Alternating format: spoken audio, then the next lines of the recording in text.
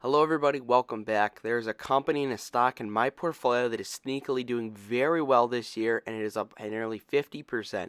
That company is TKO Holdings. TKO Holdings is a bit of a sleeper pick, and not a lot of people know about this company, but if you do know about it, you know that qualitatively speaking, it is one of the strongest entertainment businesses in the entire world. I bought the company about a year ago at $79 per share as a bit of a speculative play because they didn't have much information regarding their cash flows. If you don't know already, TKO is made up of the WWE and UFC. UFC being the Ultimate Fighting Champion, this is basically mixed martial arts, by far the most premier organization in that, and WWE is just basically like scripted wrestling, but it's very entertaining though regardless. This is a wide moat business with very low competition and a lot of room for growth potentially still. They just reported a really good earnings report, and I figured I'd do a reevaluation on the stock, so let's get into the video. Hello, I like money. First, I want to cover the earnings report, and then I want to cover the state of both businesses because I believe right now both are at an absolute peak and have a lot more room on the runway. The company saw strong gains in site fees, sponsorship dollars, and live event demand. They raised financial guidance for the second consecutive quarter. Total company revenue came in at $851 million before EBITDA, and amortization of $420 million, nice, and net income of $150 million. WrestleMania 40 and UFC 300 and 303 events busted through expectations and were very successful events in terms of pay-per-view, gate, etc. UFC's quarterly numbers were all up year over year as well, with the exception of consumer product sales. Total revenue from the quarter soared 29% to $394 million and a $15.5 million increase in sponsorship revenue. Now, as the UFC continues to grow and get new superstars, they're only going to have more revenue in sponsorships like this that they're going to be able to price. Like, this shows great pricing power in the business. And a lot of experts in the business for WWE and UFC still say that there's a lot more potential with this thing. And adjusted EBITDA grew over 23% to $231.9 million. With WWE, their revenue was up 11% for the quarter to $456.8 million. WWE's coin mainly came from media rights and live event ticket sales, which have been absolutely booming this year. And they had a 45% gain of EBITDA over year. Absolutely insane. Now I want to talk about the state of the WWE and UFC. So this is coming from somebody who avidly follows these sports as well and continuously tracks the updates and has kind of a non-biased sentiment in it. Like, if I think the product is garbage, I'm going to say it's garbage. Right now with WWE, they're absolutely taking off. It's insane.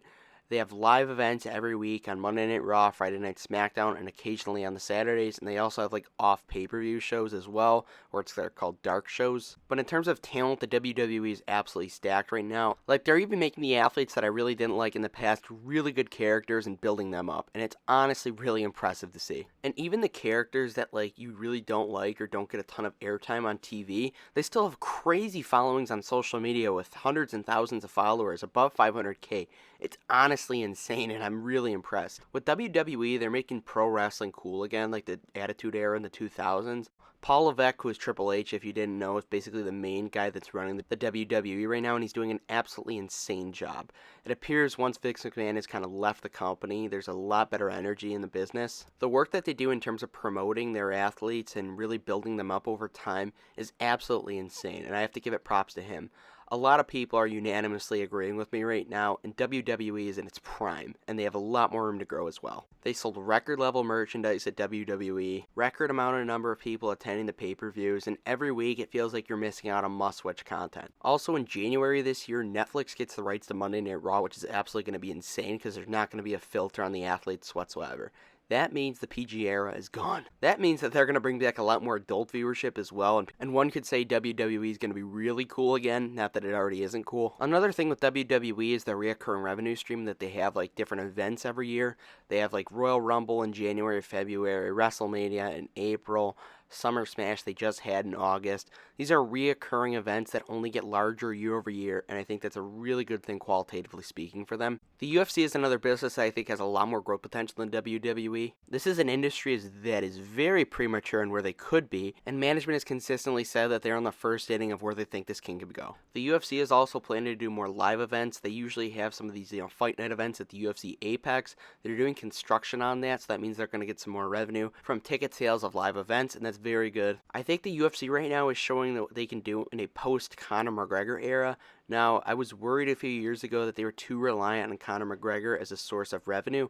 Now, I think if he actually comes back and fights in December, that's going to bring so many more eyeballs to the sport, so much more revenue to the sport, and it's going to be an addition. The UFC is doing a great job naturally building up superstars like Alex Pereira, Sean O'Malley, and other built-up superstars that they've been doing a great job promoting over the years.